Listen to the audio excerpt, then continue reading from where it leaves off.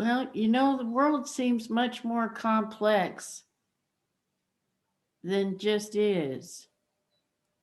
Oh, As far as automation and telecommunication, you know, there's a lot of complexity going on and medical mysteries. So you're saying that even that complexity is s- simple. oh, the complexity is all in the mind. The mind makes it seem complicated, you see? Because the mind's always this and that and this and that and this and that, okay? And it's always like this, don't like that, want this, don't want that, good, bad, nice, you know, this is the mind. Mind makes it big complicated because the mind is looking at distinctions. The mind is always looking at distinctions. The mind is not designed to see everything just is, because if everything just is, there's no distinction. It just is, you see? There's nothing to distinguish. Good, bad, this, that, everything just is. So that's the mind's doing. The mind is creating a an illusion.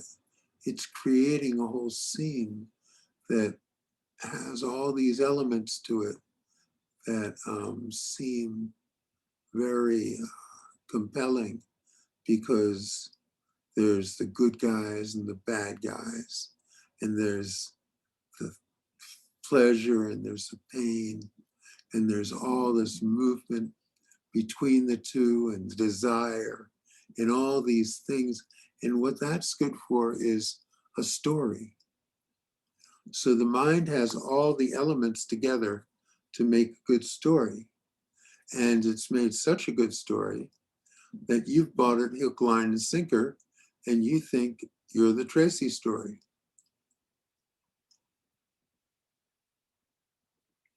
That's your story, and you're sticking to it. But you see, stories are just little, like they're they don't have any substance.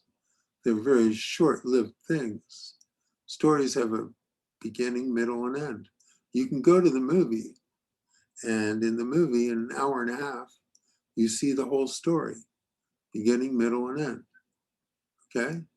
Your story is just like that, although you think it's longer, so you think it's more substantial.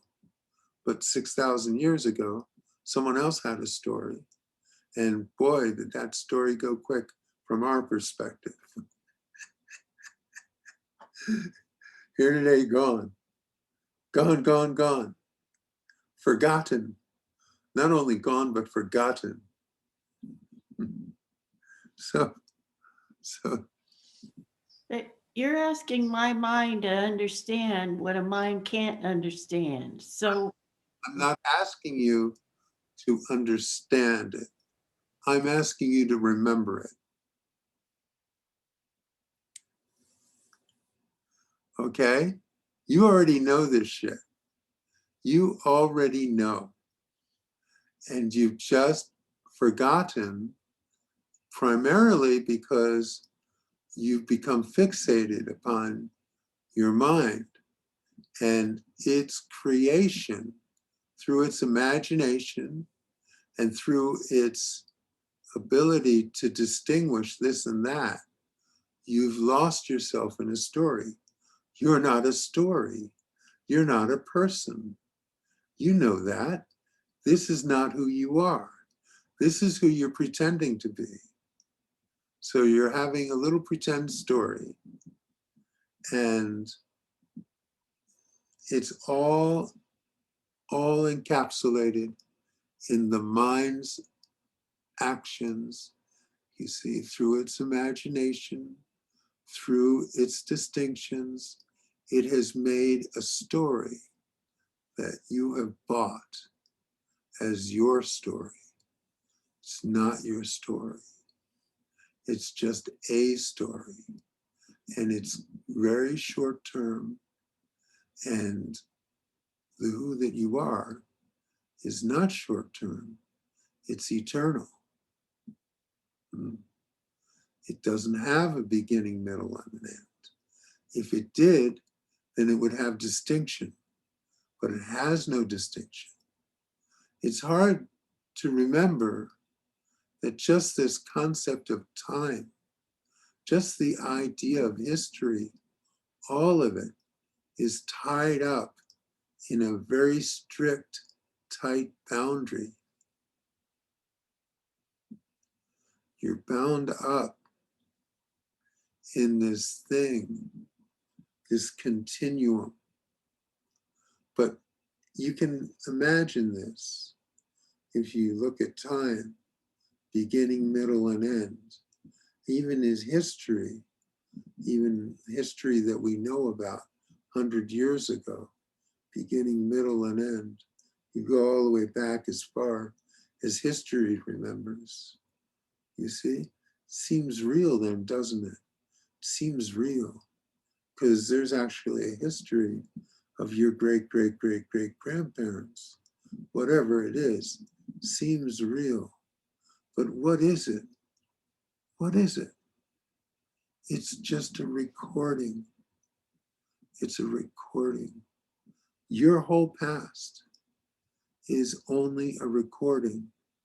It's a recording stored in your brain that you have connected with personally. And then you read history books and then you think, wow, well, someone wrote that down because the recording still exists. And then you have this thing that seems really substantial, but it's not substantial. There's really nothing to it. You're looking at old tape recordings, you know, blow the dust off, and you can see, oh, this is what happened. And your life is just a recording. If you live a long time, you start losing your memory. The recordings are even gone. No one remembers anymore. It's all done. History, your past, is nothing. It doesn't exist. Only this moment exists. The future is just a projection of the mind. It never happened. Only now happens. And now is always happening. And now never changes. Now is the same now as it was when you were 5 years old.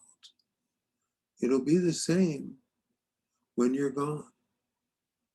It's always the same. That's how you know that something is true.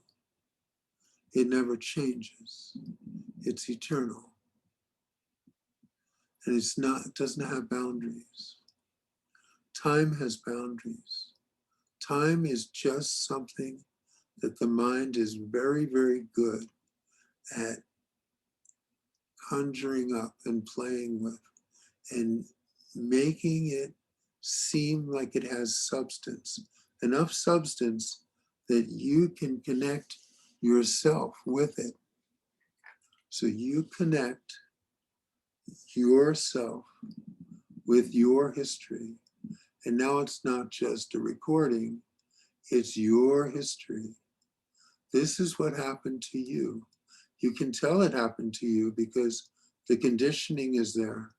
Certain effects happened from your past and you can feel them with you. You see? So there's your proof. It's nothing. It's nothing. The body reacts to things. The mind reacts to things. And that's all. That's all. Now has nothing to do with your mind. Now, just clean now, is everything. if some people have that experience of just being in the now, and it's awesome. And it was awesome because the mind was absent. The mind was absent. Then the mind came back and said, wow, that was awesome. And now that experience of now is in the past. It's finished, you see. But now is never finished. Only your personal awareness of it comes and goes. But now is always here. It exists independent of you as an individual. Mhm.